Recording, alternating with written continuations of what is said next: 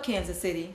My name is Sharice King, your host for the Real Estate Junction, brought to you by Curls Jude Joseph and Associates.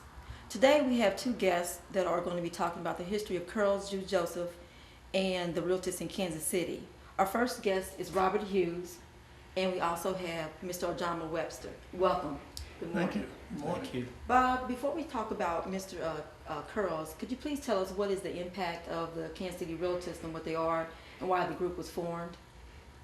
Well, thank you, Sharice, first of all, for inviting me and Mr. Webster, my good friend, to visit with this first edition of the Real Estate Junction. Thank you for coming. We greatly appreciate that.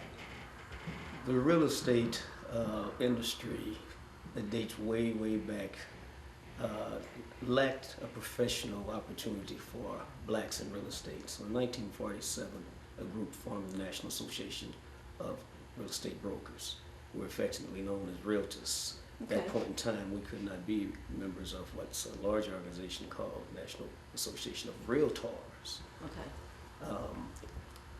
That organization has several different affiliates, inclusive of appraisers and developers and mortgage lenders, contractors, and as well as real estate agents and brokers. Kansas City had a similar organization called New Era. Okay.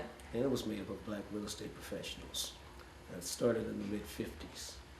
But as the National Association of Real Estate Brokers, the realtors were trying to create what we call local boards. Okay. They reached out to the Kansas City area to see if we could create a local board in Kansas City.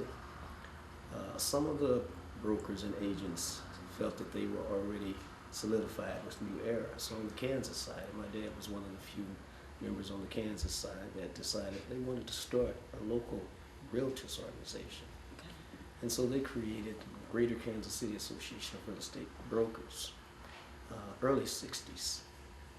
Eventually, the two groups got together and New Era blended in to the realtors organization. So the Greater Kansas City Association of Real Estate Brokers were formed, and all of the New Era people, inclusive of Mr. Fred Curls, became members of that organization. Okay. And that was also with Robert Williams and Alfred Zoller in the 1950s, Right, correct? right. All of those members of New Era Right. became a part of the larger group to form the Greater Kansas City Association of Real Estate Brokers Okay. and Realtors. And Bob, how did you come about knowing Mr. Fred Curls?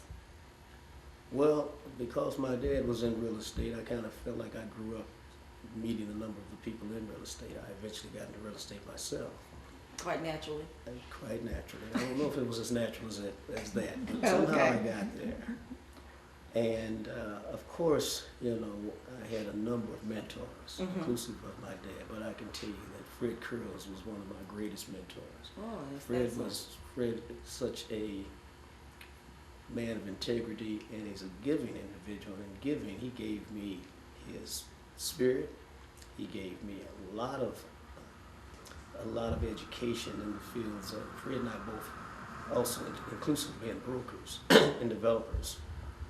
We were real estate appraisers, and we talked a lot about subject matter issues. And Fred kind of took me by the hand. I can tell a little story. We sat around the appraisal organization group here in Kansas City, and we were talking about what the appraisal chapter of the realtors were not doing for us in our minds. Okay. We were just making all kinds of noise and being rebellious.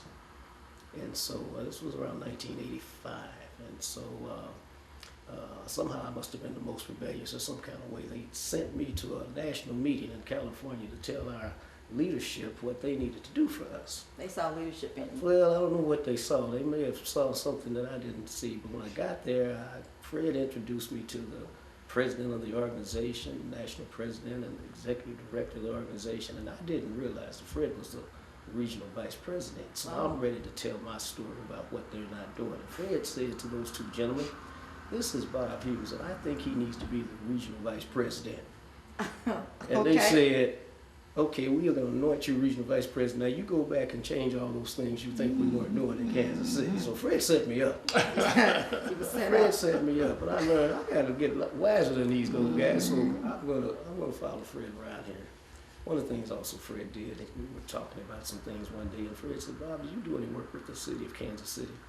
No, Fred, I don't know anybody there. And Fred took me by the hand, literally, and we walked down to City, Kansas City, introduced me to people who give out work at City, Kansas City, and we've been doing work with City, Kansas City ever since. That's just the kind of guy Fred is. That's excellent. That's good information. It seems like he gave back and reached back to continue the legacy on so we can still have an impact in the community. I'm sorry. I was just going to finish by saying what that also taught me is that with that legacy, that puts the same burden on me to do some of the same kinds of things. I see. Mr. Jammeh, when you first met Mr. Curls, how was it that you came about meeting him, and what was your impression of Mr. Fred Curls as well? Well, I was on the board of the Du Bois Learning Center, and I got on the board and became a tutor back in 1980. Around 1984, his son, Phil Curls, contacted us and said, hey, you know what? Freedom Corporation has a 501c3 that's holding a building at 5501 Cleveland. And we're going to be moving out of it, and we want to know if the Du Bois Learning Center wants to use that building. And so we met with Phil Curls in order to make that happen. And after that meeting, we had the building, and we were trying to figure out how we're going to sustain it. And that's when Fred Curls came in. Mr. Curls came in and talked to us about, well, I can tell you how you can sustain this building. He said, one, you can play bingo. We didn't know anything about bingo. And he said, I'll set it up. And he brought in some folks from who ran bingo. These are mainly people on the North End. They came in and they talked to us about sponsoring bingo games, and that's how we were able to fund the Learning Center's building, the facility, for the first part. Later on, Mr. Curls came to us and said, you know what, there's a building down on Linwood. It's an old hotel. It's available, and you all probably can get that hotel and rent out space and also fund it. We said, well, we don't know anything about that. He said, I'll help you with it. So right now, where the police station is on Linwood, there was an old 11-story hotel building that Mr. Curls helped us to get. And we used that hotel as a way of funding our operation at the Learning Center. So he was always there with us to talk to us about how we can utilize real estate to fund a 501c3 tutorial center.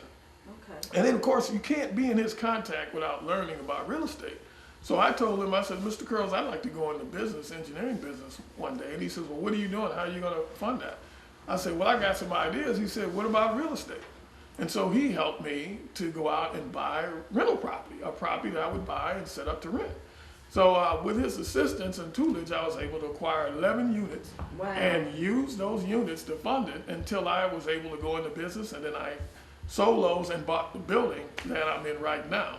So that kind of mentorship, as Bobby was talking about, was very important for me as well, but it also helped sustain our institution, Du Bois Learning Center. And by the way, even to this day, we still own that building at 5501 Cleveland. Wow, that's phenomenal. That's really great impact. Now, for both of you, Bob and Mr. Webster, what do you feel that Mr. Curls' impact is on the community as a whole? Bob, what do you feel is this? Well, I guess we'd reiterate, Right. Obviously, he's just been a great influence on some of the younger black members of this community, as well as the entire community. Fred, the legacy that he leaves with his family, the political influence that they've had, I'm sure always influenced by Fred's mentorship with them. Fred's just, everyone that he meets, he touches them in a special way. I just, at this point in time, feel that Fred Curls, the Kansas City community has been very blessed to have Fred Curls and his passion for this community. Fred met with a group at 29th and Prospect. I forgot if they met on a Saturday. It's a periodic meeting called the Pioneers. And this group of gentlemen came together to talk about community issues, you know, and even though it was an open meeting, you had to be invited to this open meeting. And so, you know, a couple of times Fred invited me to come and dialogue on some subject matter, but I felt very blessed that they would invite me to come into that sanction and talk about community issues. And so I believe that, you know, as Fred saw things, he saw a need to do something, and he didn't sit back and talk about it. He sat back and he did something about it. So I think Fred has been a powerful influence on this community. You have any other fond memories besides the ones you shared as well, Mr. Jammeh? Well, it's interesting that forming of Freedom Incorporated, where Fred Curls was a founding member, was formed by black business owners. And so there's something to be said about having the your economic wherewithal in place to support your political organization. And it says something to us that as business owners, we also have to be involved in developing our community and the politics of our community, because we're part of the group that has the leadership legacy, if you will. And so he and the members that had founded Freedom Incorporated, they got together and they did that, and they passed that legacy along. So we as business owners have to do the same thing. We have to be engaged in improving our community.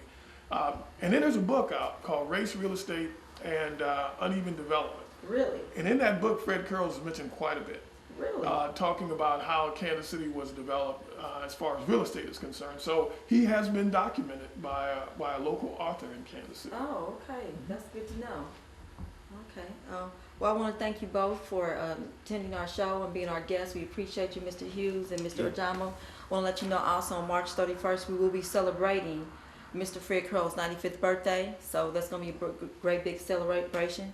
Again, thank you for coming. In the words of Frederick Douglass, if there is no struggle, there is no success. And Fred Curls always says, make it happen. Thank you for watching and viewing the Real Estate Junction, hosted by Cherise King.